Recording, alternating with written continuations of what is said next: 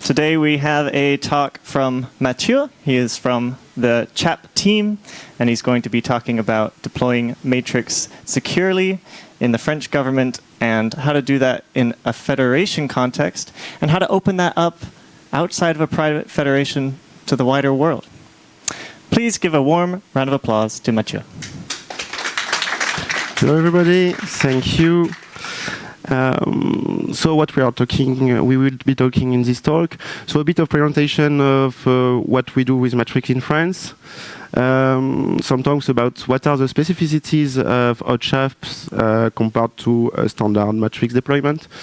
Where we want to go with Tchap. And how we thought about opening the federation securely to some other actors. Tchap, which is the product, is based on the Matrix protocol, otherwise I would not be there. So it's an instant messaging tool, of course. Since a couple of years now, it's integrated into a bigger picture, which is called La Suite Numérique, which offers some collaborative tools to all public agents.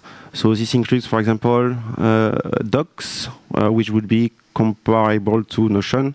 I mean, it's not on par with Notion for now, but it's the same kind of collaborative tool. Or Visio, which is a Visio, of course, tool. So what is specific with Tchap? So it's a private federation. So currently it doesn't talk with the other home servers. It's inside a private network. So only clients can talk to it, not servers. We have 17 home servers, one for each ministry, one for the local authorities for now, and one dedicated for external users. On top of that, we have an antivirus.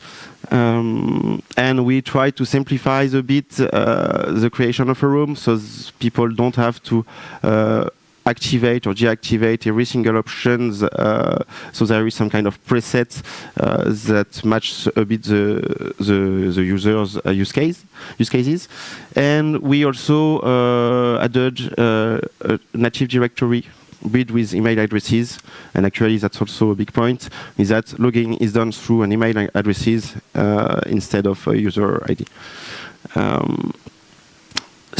A bit of numbers. So we have 3 clients, of course, web, Android, iOS. Actually, desktop is coming. For Android and iOS, we are also going to have the X version of it later on. So end of year, basically, the beginning of next year. So we have currently 665,000 accounts, created accounts, 10 million messages per month, and 375,000 active users each month, and plus 25% since May, so it's quite growing. So like I said, part of the La Suite.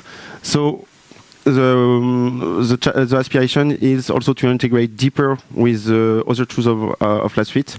Right now it's quite siloed, but this year we will work on that. I don't know yet exactly which kind of integration, but to be decided. And more on the Tchap side, we are planning to open the federation to some other people. So the main target first will be the local authorities that could deploy Matrix not themselves and connect with us. So that will be, for example, a town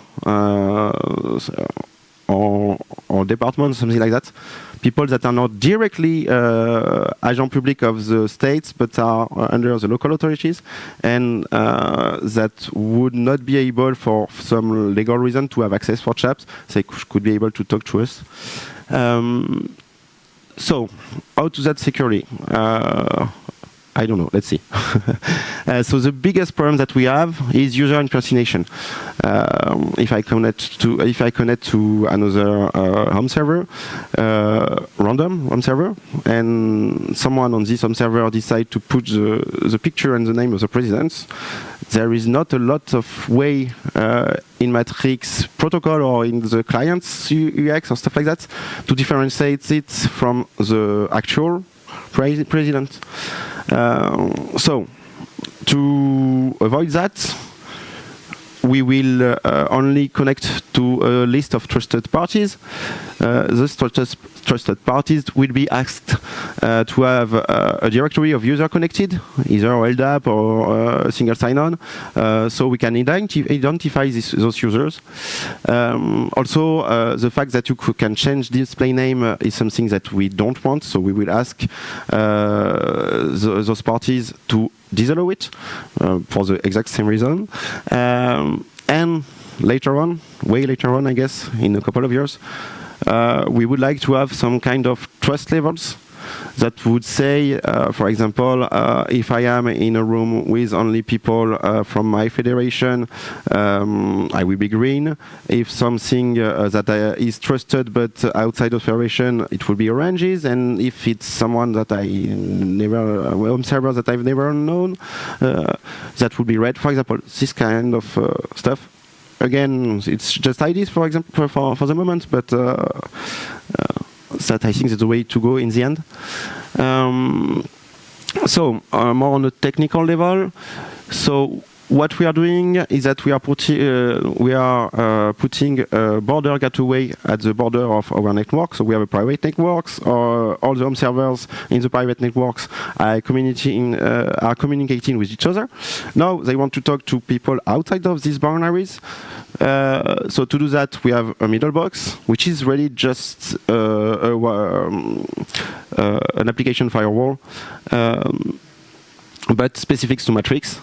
So it filters both inbound and outbound traffics, and also it's a nice way to have a kill switch, because there is one box where it's going through. So if there is an attack or something like that, a DDoS attack, for example, at the protocol level, we can just shut down the machine and be done with it. So here is a schema of the architecture. So yeah, again, nothing really fancy. We can see our private federation talking with each other with the yellow arrow. If you go a bit upper, we can see the inbound and outbound traffic that want to go to the outside, that goes through the SBG and then through the boundary of our networks, which is we have a reverse proxy for the incoming traffic and a mandatory proxy for the outgoing traffic. So what this gateway is doing, so for the inbound traffic, so of course we only allow to talk to a set of defined home servers. We are checking that the requests that are coming from the outside are actually signed with a good public key at the Matrix protocol level, I mean. So it's not related to TLS here, it's on top of TLS. So this is a nice feature because it avoids TLS man in the middle. It's a bit complicated to do TLS man in the middle because you need to own a CA basically, but state actor on the principle could do it. But here, since I'm going to pin in configuration the signing key, even if they manage to do that, they will not be able to send requests through this gateway. So outbound traffic, same. Only a set of trusted home servers can talk. We don't do the verification because it's our own home server, so not really useful. I hope that they are trusted and not corrupted.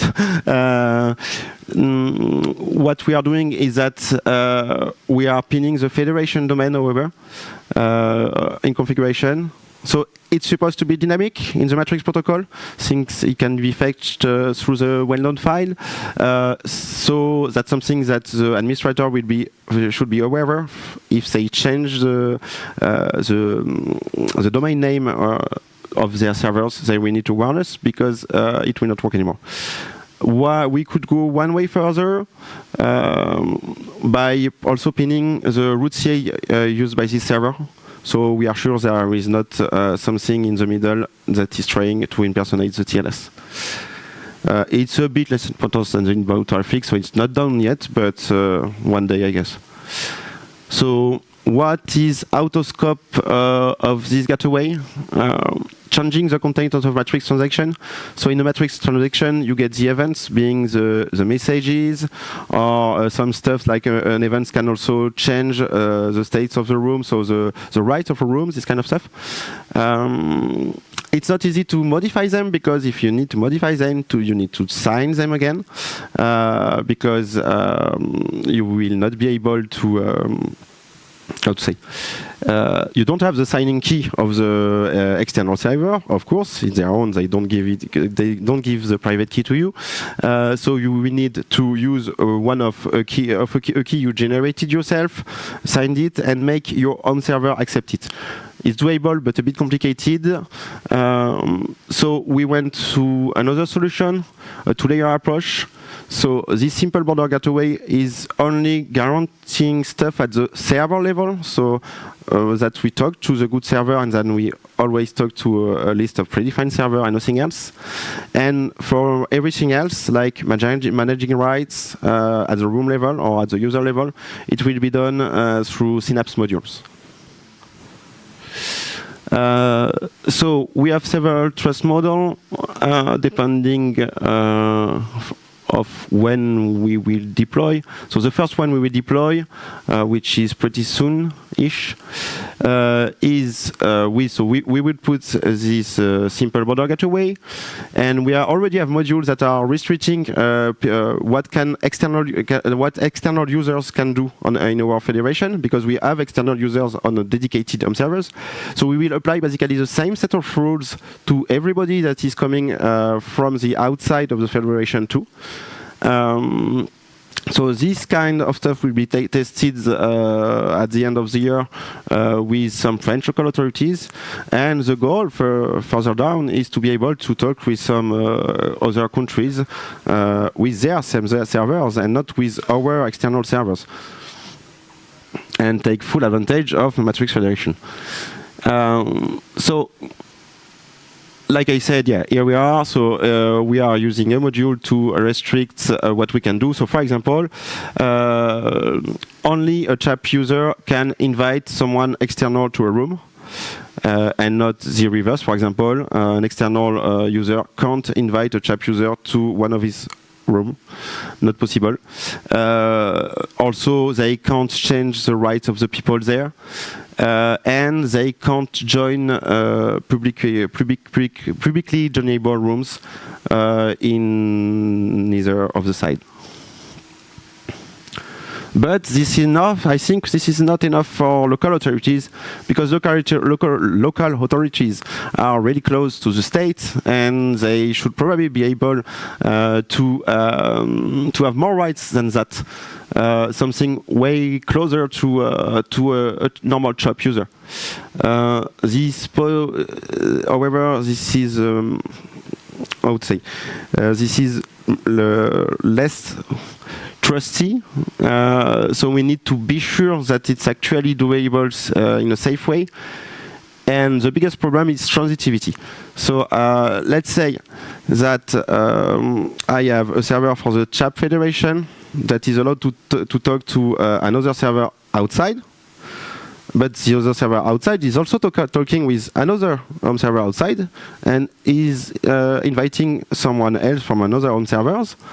Right now, I have nothing to block that, because it happens on their server. They will send me the event. I can refuse it, but on their server, it will be done.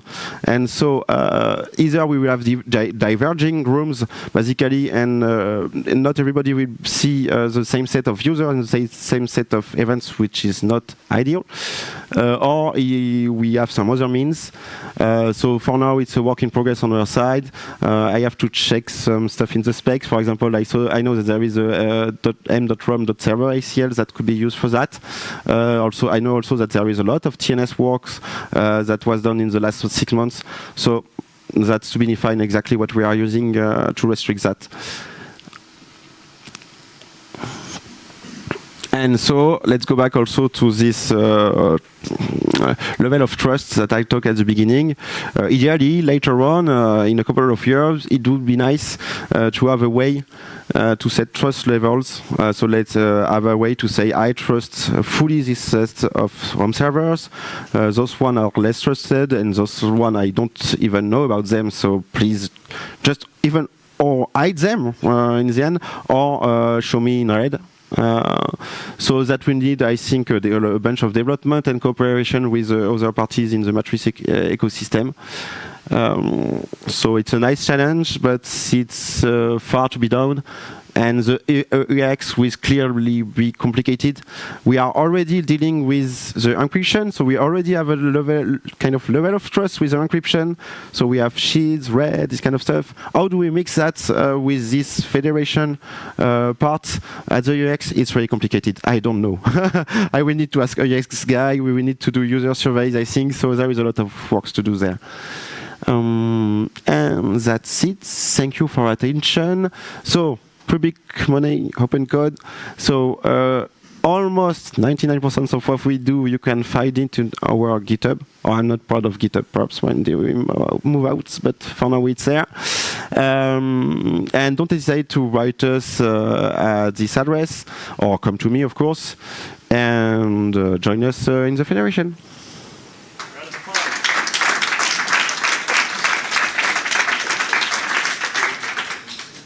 Please raise your hand if you have any questions for Mathieu.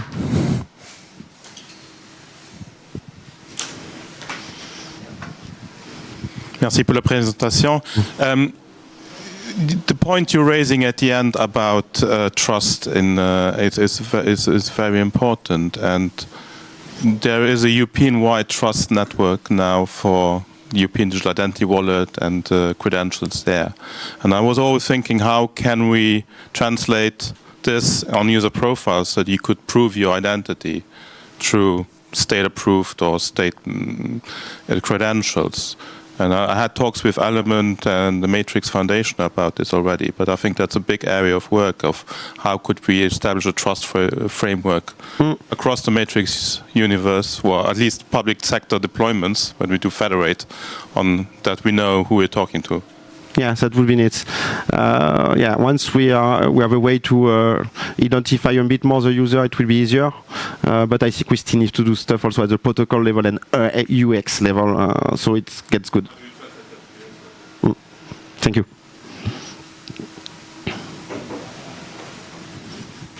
Thank you. I would like to know, how do you manage new users registration? So we have the only stuff that we know about user is their emails, basically. So what happens is that we use that as a medium. So when a person wants to register, they go to Tchap, they click on register, they put their email, they receive an email, they click on the link, and they create the account, basically. So it's all based on email right now. I say right now because we are, of course, moving to SSO-based system, because in France we have the ProConnect that I talked a bit further, which is a federation of SSO, no EDC federation. So basically every minister has his own SSO at home, and we talk to the ProConnect, which is basically a big bridge, and depending of the domain of the email, we route to the good SSO that is doing his work and confirming their identity, and give us stuff like the name and the surname of the people. So that's already in place, but it's not enforced for now. So people can still log in with email and passwords. At some point we will allow it, but not for now, because we still have problems like SSOs that are only accessible on the internal networks of users.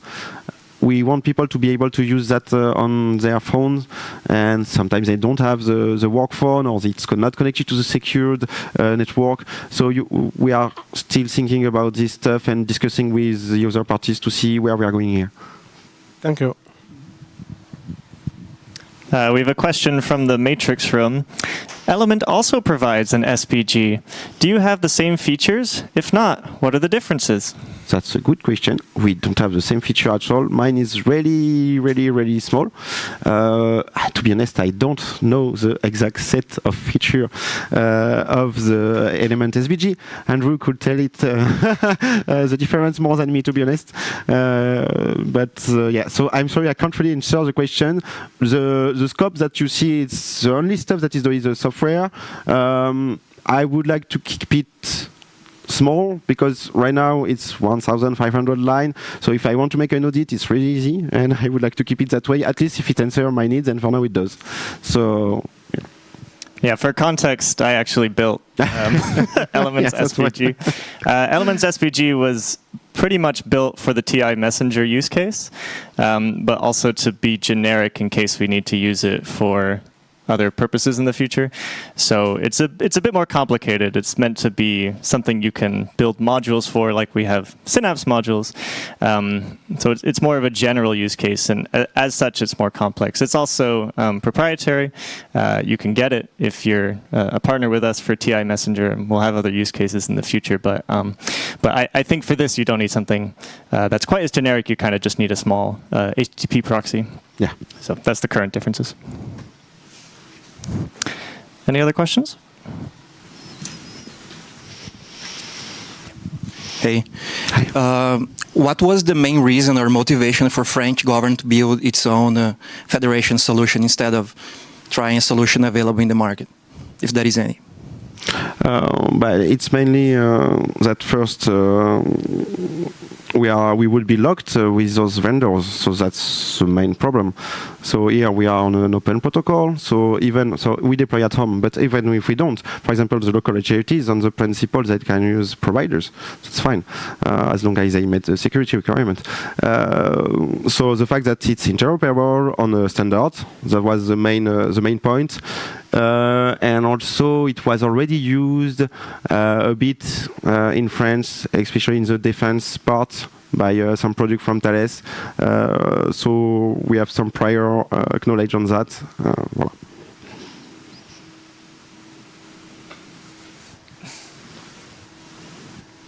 Any more questions? In that case, please, round of applause for Mathieu.